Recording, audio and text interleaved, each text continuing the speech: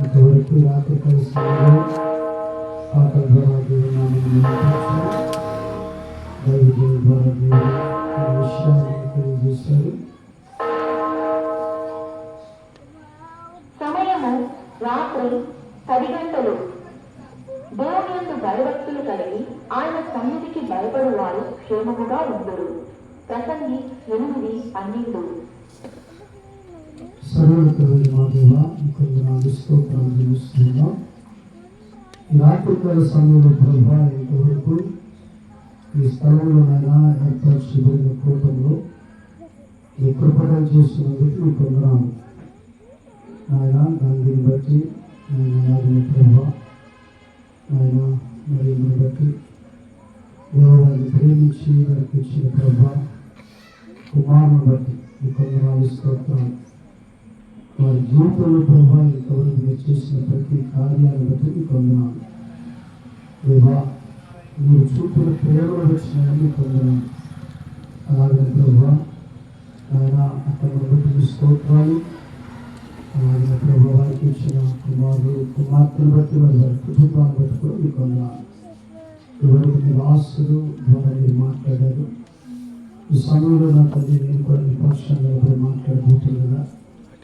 నన్ను సురక్షకు మెరుగుపరిచి నాకు అవసరమైన ఆజ్ఞలు అందించి మమ్మల్ని బలపరిచి క్రీస్తు పరిశుద్ధనామములో ప్రార్థనతో కూడా మీకు మనం చేస్తున్నాం తండ్రి. దేవుని స్తోత్రములు. మీ అందరి వందనాలు. మరి నాకు ఈ సమయాన్ని ఇచ్చిన దైవజనులకి, మరి అలాగే నాకంటే ముందుగా దేవునికి వాక్యాలు ఇచ్చిన సేవకులకు వందనాలు తెలియజేస్తున్నాం. మంచిది. దేవుని స్తోత్రం. హల్లెలూయా, హల్లెలూయా, హల్లెలూయా. నాకెందుకు అన్నట్టున్నది. అవునా? దేవుని స్తోత్రం కలిగిన కాక. హల్లెలూయా, హల్లెలూయా. చాలా మంది వచ్చే తెచ్చినట్టున్నారు. అవునా? మంచిది. దేవుని స్తోత్రములు. నేను ఈ రాత్రి కాలంలో చాలా క్లుప్తంగానే ముగిస్తాను. ఎందుకంటే కాస్త వెలుగుడు రావట్లేదే, అయినా సరే ముందుగానే ముగిస్తాను. దేవుని స్తోత్రం. హల్లెలూయా. గాంధీ మా బావగారు, మరి మా మంచిది. అయితే దేవుని కృపను బట్టి మేము పెద్దగా రాము. ఆయన లోపల ఉన్నప్పుడు ఆయన ఎలా ప్రవర్తించినా మేము వచ్చి ఏ రోజు కూడా అని అడగచ్చు. ఎందుకు అలా చేస్తున్నామని కూడా. ఇంకా మా చెల్లి మేము రాజముద్రని పెంచుకున్నాం. బయటకు కూడా చూడాలి. సరే, మాకున్న పరిస్థితులను బట్టి రావడం తక్కువ. మా అమ్మ అయితే ఇప్పుడు వస్తా ఉంది. దేవుని స్తోత్రం కలిగిందా. మా అమ్మ వచ్చి మా తమ్ముడు ఏమన్నా కానీ నిన్నే అనికి. ఇంకా నేను ఒక్కడిని పడి దేవుని స్తోత్రం కలిగిందా. హల్లెలూయా. సరే, ఏదేమైనప్పటికీ సరే దేవుడు తన మహాకృపలో ఈ రాత్రి కాల సమయంలో ఈ కోటాన్ని ఏర్పాటు చేసిన దేవుని స్తోత్రంలో గాంధీ ఒక మాట మాట్లాడాడు. నాకు ప్రార్థన నడవట్లేదు అని. ప్రార్థనలో నేను అడుగుతున్నాను, మరి ఎవరు సహాయం కోరుకుంటున్నారో నాకైతే తెలియదు. కానీ ఈ రాత్రి కాలంలో తనకే కాదు, ఇక్కడ కూడిన ప్రతి వారికి ఒక వాక్యం నేను చూపిస్తున్నా. ఇది నేను ప్రసంగంలోకి వెళ్ళే వాక్యం కాదు, కానీ బలపరచడానికి. ఎందుకంటే తన బలహీనతో మాట్లాడిన మాటను ఈ రాత్రి కాల సమయంలో తనకే కాదు, మనకు కూడా ఈ వాక్యం చాలా అవసరం. హల్లెలూయా. చూడండి, రోమిలకు రాసిన పత్రిక, రోమిలకు రాసిన పత్రిక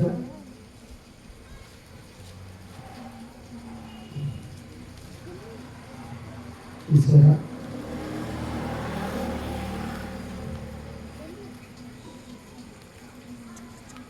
8వ అధ్యాయము 26వ వచనం. అట్టువలే ఆత్మలు బాగా జ్ఞాపకం చేసుకుంది. అట్టువలే ఆత్మలు మన బలహీనతలను చూసి సహాయం చేస్తున్నారు.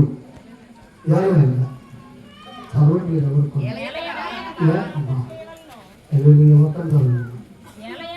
ఎవరైనా మనము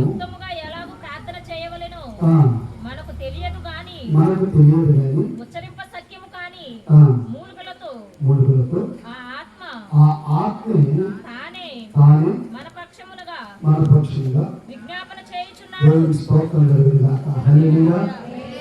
మనం బలహీనులైనప్పుడు దేవుడు మనం విడిచిపెట్టే చెప్పేవారు కాదు.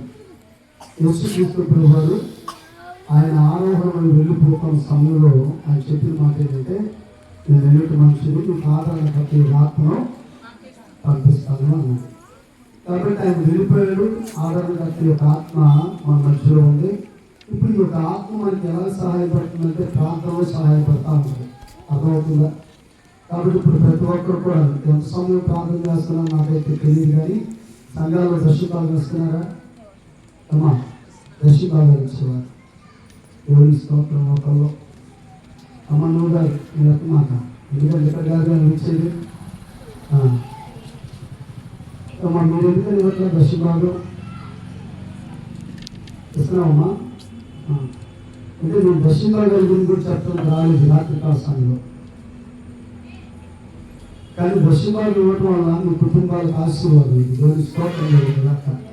హల్లెలూయా హల్లెలూయా. ఖచ్చితంగా దర్శన భాగం ఇవ్వాలి. తర్వాత సరే సమయంలో దర్శన భాగం మనకు దేవుడు ఇచ్చిన గంటలు ఇది అమ్మా 24 గంటలు. 24 గంటల్లో మనం దేవుడికి ఎంత ఇవ్వాలి? సమయం గంట 40 నిమిషాలు ఇవ్వాలి. అంతేనా? 2 గంటల 40 నిమిషాలు ఇది దేవుడి. మరి నీది జాగ్రత్త. దొంగల దేవుడు క్షమించడు. అర్థమవుతుందా? దొంగలు పర్వత రాజ్యానికి వెళ్ళరు. అర్థమవుతుందా? ఇప్పుడు ఎక్కడ ఉన్న వాళ్ళు అందరూ ఒకరితో తప్ప అందరూ దొంగలే. మీరేమన్నా అనుకోండి, దేవుడు ఏంటి అని ఎలా మాట్లాడలేదని చెప్పేసి అని మీరు ఎప్పుడు నా పేరు నేను గొడవైనా నాకు అవసరం. నేను వాక్యం చెప్పడానికి వచ్చే సూటిగానే చెప్తాను. హల్లెలూయా. జ్ఞాపకం చేసుకోండి. హల్లెలూయా. తర్వాత దేవుడు మాట మాట్లాడింది, చాలా బలహీనంగా మాట్లాడింది. నా పిల్లలు మారాలి అని పిల్లల విషయంలో సహజంగా మనం దేవుని కూర్చొని చింతిస్తే షుగర్ పెరిగింది, బీపీ పెరిగింది. అర్థమవుతుందా మీకు? వాళ్ళ షుగర్ బీపీ కలిగిన వాళ్ళు 100కి 90 మంది ఉన్నారు. ఖచ్చితంగా షుగర్ బీపీ కలిగిన వాళ్ళు 100కి ఎంత తక్కువగా వేసుకున్నా ఖచ్చితంగా ఉన్నారు. కాబట్టి మనం దేవుని గురించి అందుకనే పరిశుద్ధంగా ఉన్న బైబిల్లో వెళ్ళి ప్రభువైన యేసుక్రీస్తు వారు చెప్పిన మాట ఏంటంటే, చూడండి, దేవుని గురించి అయినా సరే మనం చింతించకూడదు. ఒకటి, ప్రతిదీ కూడా దేవుడికి అప్పచెప్పాలి. హల్లెలూయా. మత్తయి సువార్త 6వ అధ్యాయం చూడవచ్చును బాబు. మత్తయి సువార్త 6వ అధ్యాయం చూడవచ్చును. కాబట్టి మీరు చూడండి, ఆయన రాజ్యమును నీతిని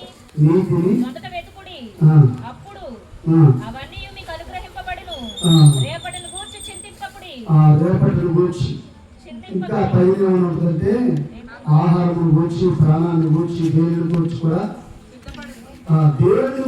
మనం చింతించకూడదు. కాబట్టి ఏ సమయంలో ఎలాగ దేవుడు కార్యం చేయాలో చేస్తాడు. మనం దేవుడికి అప్పచెప్పాలి. హల్లెలూయా హల్లెలూయా. నిజంగా ప్రతిదాని గురించి చింతిస్తూ ఉంటుంది దేవుడు. అందు మధ్య మాకు మా ఇంట్లో అంటే పరిచయం చేసే వాళ్ళకి వచ్చింది. ఆ కూర్చుంది ఆ ఫ్లెక్సీ పడిపోగానే చెవుకి ఆ ఉన్న పోగు ఇదైపోయింది, మెల్ట్ అయిపోయింది. గడగడలో ఉడిగిపోతాను. నేను అంటాను ఎప్పుడు కూడా అలా ఉన్నదే ఉండకూడదు. దేవుడికి స్తోత్రం కలిగిన పిల్లలు బాగు చేసిన అరిచిన ఎవరైనా సరే వాళ్ళ విషయాల్లో చింతించి తల బాదుకుంటే నీకే తలనొప్పి, నీకే తలనొప్పి. తర్వాత దానికోసం ట్యాబ్లెట్ల కోసం వెళ్ళాలి. టాబ్లెట్తో తగ్గితే వదంతరంతో వాళ్ళకి మొదలవుతా ఉంటుంది. జాగ్రత్త. అందుకని దేవుడికి అప్పు చెప్పాడు. దేవుడికి స్తోత్రం కలిగిందాక. లేదా మూడోది ఏంటంటే దైవజనులు ఒక మాట చెప్తాడు. ఏంటంటే అంటే ఆయన మీరు 3 బాప్తీసాలు ఆ రోజు గాంధీతో పాటు ఒక ఇద్దరు కూడా తీసుకున్నారు. ఒక ఆయనేమో ఒకళ్ళేమో అసలు అయ్యో నువ్వు చెప్తున్నాను దేవుడు మాట్లాడు. ఎందుకంటే వాక్యం చెప్పాలి ఖచ్చితంగా. ఇక్కడ చెప్పడానికి దేవుడు నన్ను తీసుకొచ్చాడు.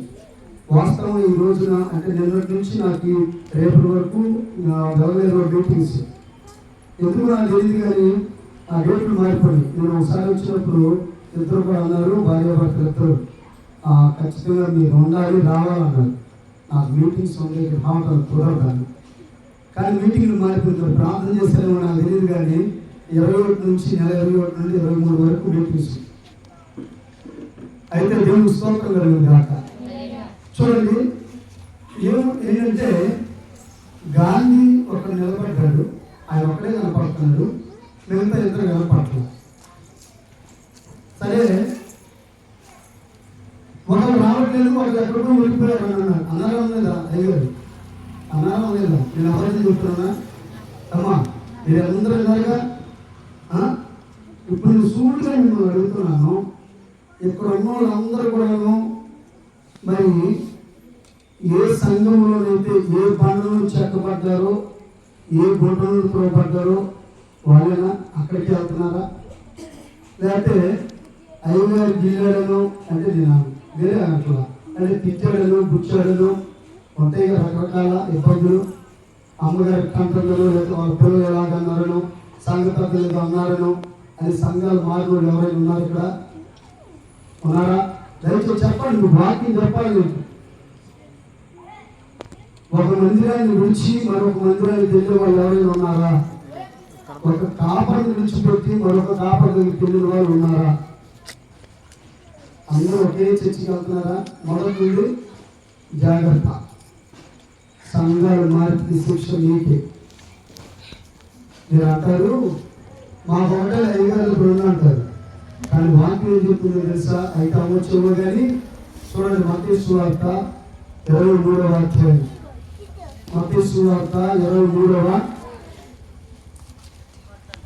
జాగ్రత్తగా ఈ 3 కూడా మీరు జ్ఞాపకం చేసుకోవాలి. హల్లెలూయా. మత్తయి సువార్త 23వ అధ్యాయము 15వ వచనం చదువుదాం. అయ్యో వేషధారులైన శాస్త్రులారా పరిసయ్యులారా, ఒకరిని మీ మతములో కలుపుకున్నటకు మీరు మీరు సముద్రమును భూమిని చుట్టూ వచ్చేప్పుడు అతడు కలిసినప్పుడు అతన్ని నీకంటే రెండంతల నరక పాత్రులుగా చూసారా? అమ్మ మా సంఘానికి నేను బాగా ప్రార్థన చేస్తాను. నువ్వు ఎక్కడ బాప్తిసం తీసుకున్నావు? ఏ బొట్ట నుండి త్రోవబడ్డావు? ఏ పండ్ల నుండి చెక్కబడ్డావు? జ్ఞాపకం చూసుకో. ఈ అంచు దినాల్లో అబద్ధ బోధకులు బయలుదేరారు, జాగ్రత్తగా ఉండాలి. మేము బాగా ప్రార్థన చేస్తాం. కొంతమంది విశ్వాసం మా ఏదో బాగా ప్రార్థన చేస్తారు, మా దగ్గరికి లేదు. వెళ్ళారా? ఎంత నరకం? నరకంలో తెల్లాలనుకున్నవాడు సంఘాలు మారండి. నరకంలో తెల్లాలనుకున్న వాళ్ళు చెప్పండి, మాట్లాడలేదమ్మా. నరకంలో తెలియదా పర్వాలేదు, మేము మాత్రం ఆ పర్వాలేదు అనుకున్న వాళ్ళందరూ కూడా సంఘాలు జాగ్రత్త. వాళ్ళు ఏం లేదు, మాయ మాటలు కట్టుకథలు చెప్పి వెళ్ళి మిమ్మల్ని మోసం చేసే బోధకులు బయలుదేరారు. ఇది నా మాట కాదు, యేసు ప్రభువు చెప్పిన మాటే. జాగ్రత్త. దేవుని స్తోత్రం. హల్లెలూయా, హల్లెలూయా. 3 విషయాలు అయిపోయింది కదా? ఈ 3 విషయాలు అయిపోయి పక్కన పెడదామా? పక్కన పెట్టేద్దామా? వెళ్ళి మాట్లాడే ఈ పక్కన పెట్టి వాక్యంలోకి వెళ్దామా? ముసలమ్మను చెట్లు కట్టి పెట్టి పరిశుద్ధ గ్రంథాన్ని చేత పట్టి వారిద్దరూ ఏక శరీరం. హల్లెలూయా. ఏ శరీరం?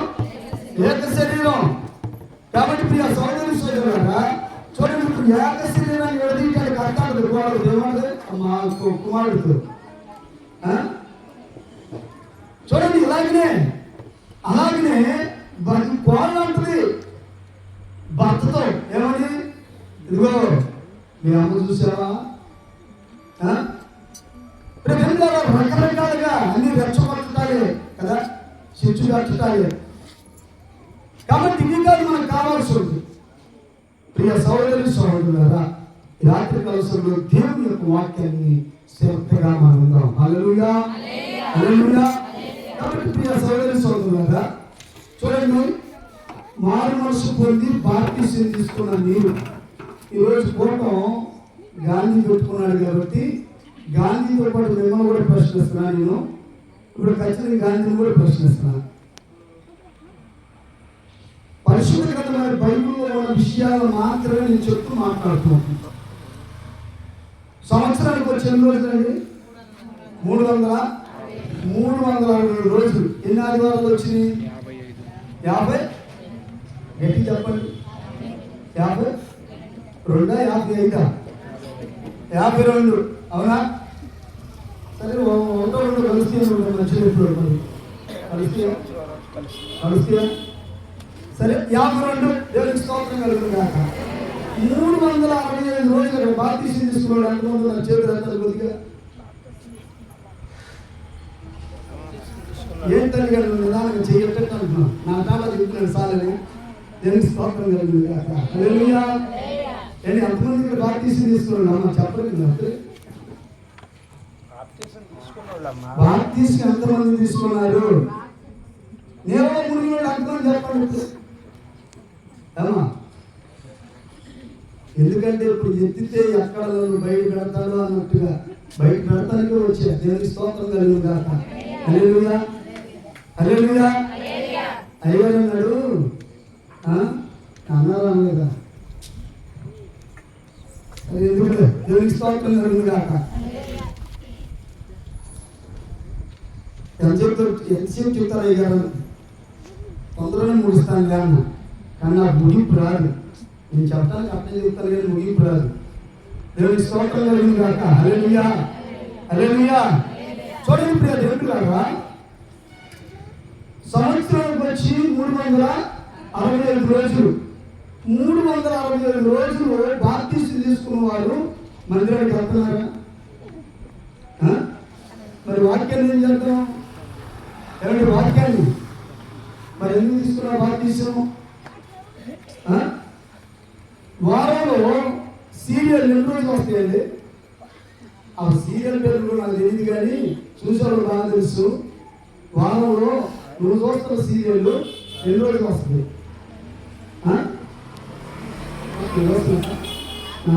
తెలుసు నీకు?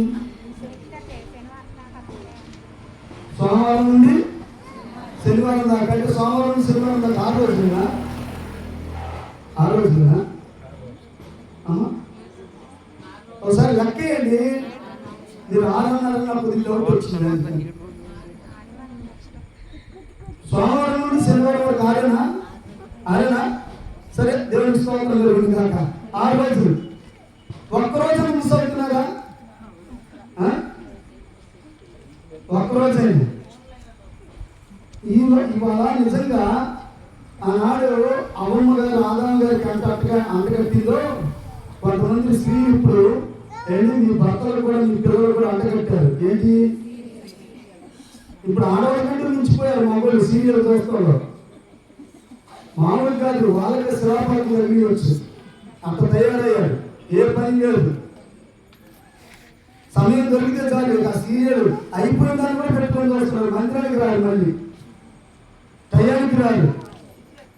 సరే ప్రియ దేవులారా, చూడండి, పరిశుద్ధ గ్రంథమైన బైబిల్లో మనం చూసినట్లయితే సరే,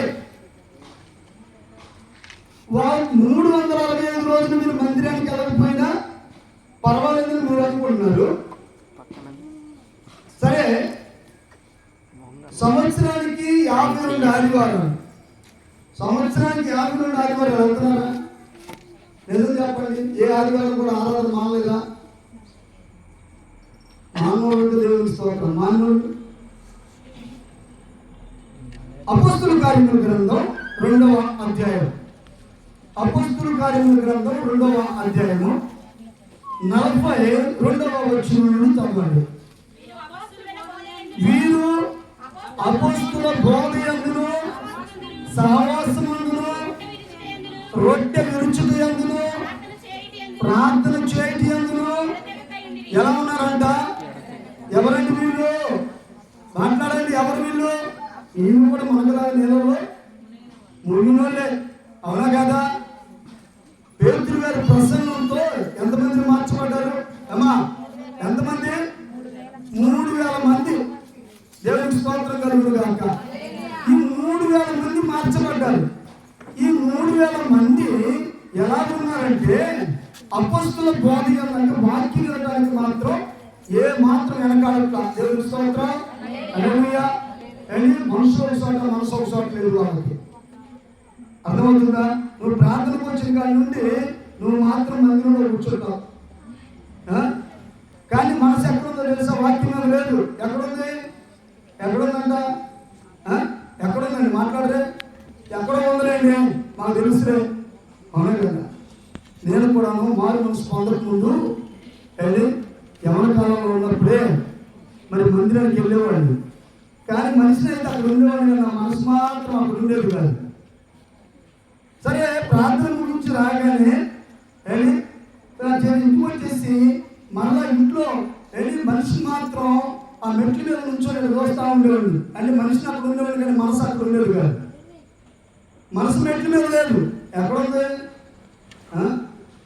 లోకంలో ఉన్నప్పుడు నేను కూడా ఒక అమ్మాయిని ప్రేమించాను. ఆ అమ్మాయి మీద ఉండేది నా మనసు అంతా.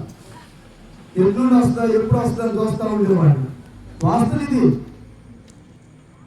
రే సోదరి సోదరులారా, చూడండి.